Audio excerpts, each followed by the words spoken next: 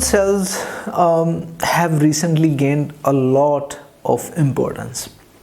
पहले से ये जो फ्यूल सेल हैं हम स्पेस शिप्स में यूज़ कर रहे थे, जो हम रॉकेट भेजते थे स्पेस में, लेकिन अब ये फ्यूल सेल हम व्हीकल्स में भी यूज़ कर रहे हैं। हाइड्रोजन फ्यूल सेल्स से गाड़ियाँ चल रही हैं यूरोप के अंदर। तो देखते हैं इसमें होता क्या है, कंस्ट्रक्शन कैसे होती है। इलेक्ट्रोड्स जो होते हैं वो हॉलो ट्यूब्स होती हैं, उनके अंदर कुछ नहीं होता, खाली होती हैं। अब ये जो हॉलो ट्यूब्स हैं ये पोरस्ट कंप्रेस्ड कार्बन हम प्लैटिनम पे कोट करते हैं और उस तरह बनती हैं। इलेक्ट्रोलाइट इसके अंदर KOH होता है। अगर हम देखें इसके हाफ सेल्स तो हमारे पास ये एनोड है, अगेन एक हॉलो ट्यूब है, हम हाइड्रोजन गैस पास करेंगे यहाँ से। इसी तरह जो हमारे कैथोड है इसके अंदर हमारे पास हम ऑक्सीजन गैस डालेंगे। अब स्पेस में ये क्यों यूज़ होती थी?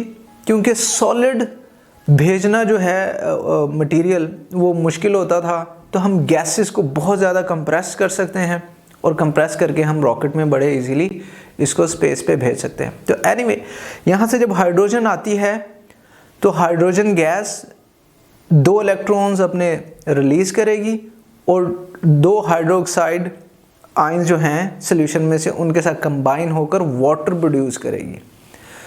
ये 2 इलेक्ट्रॉन्स एनोड से चलते हैं, चलने के बाद कैथोड पे आते हैं, कैथोड पे रिडक्शन होगी, वाटर जो है ऑक्सीजन लेगा, इलेक्ट्रॉन के साथ यूज़ करते हुए हाइड्रोक्साइड आयन बनाएगा और वो हाइड्रोक्साइड आयन हमारे सॉल्यूशन में पास हो जाएंगे।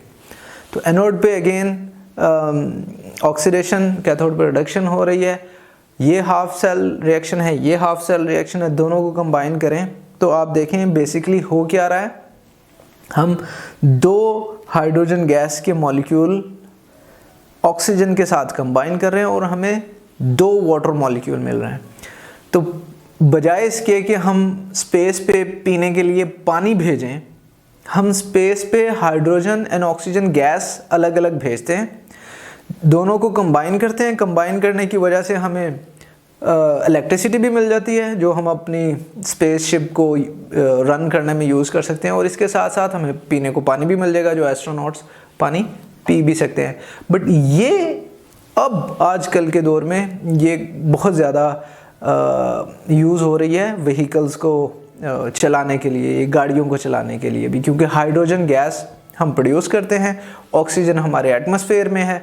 तो हम क्या करते हैं, बजाय पेट्रोल या डीजल डालें गाड़ी में, हम कंप्रेस्ड हाइड्रोजन गैस डाल देते हैं और हवा में से वो ऑक्सीजन लेता है, हाइड्रोजन मिक्स होता है, वाटर बनता है और हमारी बैटरी जो है वो करंट प्रोवाइड करती है और हमारी गाड़ी चल रही होती है। तो इमेजिन आजकल की जो फ्यूल वाली गाड़ियाँ हैं वो धुआं छोड़ती हैं, पोल्यूशन छोड़ती हैं, एनवायरनमेंट को गंदा करती हैं, बट फ्यूल सेल पे चलने वाली गाड़ियाँ जो हैं वो पानी रिलीज़ करेंगी, यानी कि इवन जाएंगी जहाँ से, तो इमेजिन के सड़कें भी साफ़ होती जाएंगी। तो फीचर्स क्या हैं इस बैटरी के? वाटर इज़ प्रोड्यूस्ड और ओबियसली वो वेपर्स की फॉर्म में होता है। अब vapours can be condensed and used as drinking water, वो हमने देखा। फ्यूल सेल जो है लाइट हैं। क्यों लाइट है? क्योंकि इनके अंदर हॉलो ट्यूब्स हैं, खाली ट्यूब्स यूज़ होती हैं। And many cells do not produce pollution, तो इसमें इसकी वजह से पोल्यूशन भी होता है। और they are very efficient. Around 75% जो हम हाइड्रोजन देते हैं वो इलेक्ट्रिसिटी में कन्वर्ट हो जाती है, and this is really good efficiency of the battery. Example अगर हम देखेंगे कि कौन कौन से फ्यूल सेल होते हैं जिसमें हम गैसेस यूज़ कर सकते हैं, तो पहले एग्जांपल है जिसमें हम अमोनिया गैस यूज़ कर सकते हैं ऑक्सीजन के साथ। अगेन ये सारी एग्जांपल्स जो हैं ऑक्सीजन ही यूज़ करेंगी। अमोनिया और नाइट्रोजन बनेगी इससे, एंड अगेन वाटर बनेगा।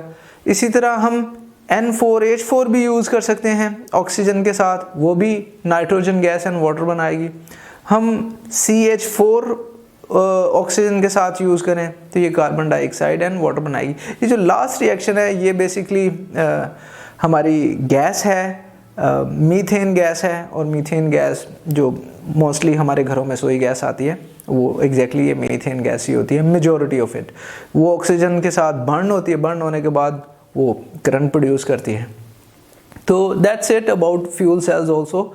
आई होप कि आपको इसकी अच्छे से समझ आई होगी, एंड मज़ीद इसके बारे में आपने जानना हो तो आप MCQs की प्रैक्टिस कीजिए।